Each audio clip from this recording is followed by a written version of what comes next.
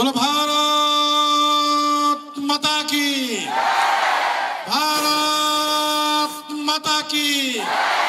वंदे वंदे वंदे भारत माता की। आज रे हर घर तिरंगा अवसर में समस्त को मो तरफ अभिनंदन शुभेच्छा। आपण मानकर भावना देश माँ माटी पाए उत्फुल्लित अच्छी। निश्चित भाव आज भी समाज आपण मानक ठारू ए आशा प्रकट करुछि। आपण माने होउछंती भारत वर्षर भविष्य। ए माटीर पुरोधा आपण माने निर्णय करिवे आगामी दिन मो देश पाई मोर केते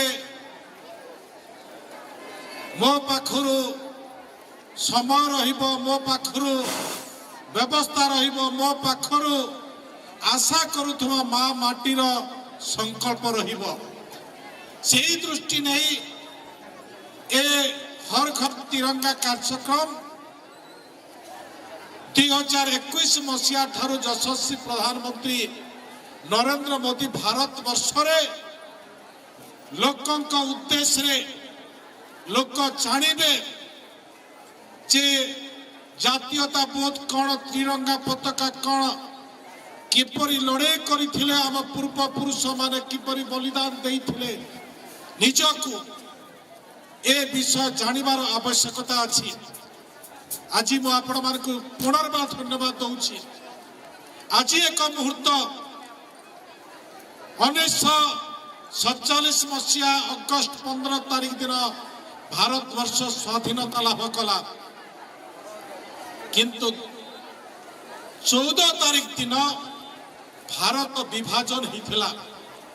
ठीक आज दिन में 1947 मसीहा अगस्त 14 तारीख दिन भारत विभाजन हो गला। भारत विभाजन दुई टुकड़ा माँ माटी को दी खंड कर दिया गला। ए भावना भारतीय मानक नथिला।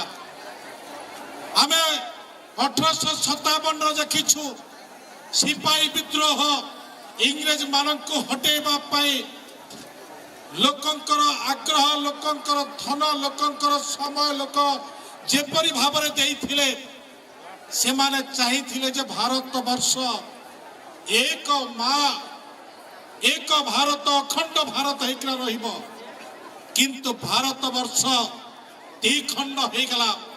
14 तारीख दिन गोटे पाकिस्तान आ गोटे हिंदुस्तान, जोटा कि आज बांग्लादेश आ गोटे अच्छी। तो सही दृष्टि आगामी दिन मो भारत 2047 मसीह 100 वर्ष स्वाधीनतार पूर्ति पालन करिब।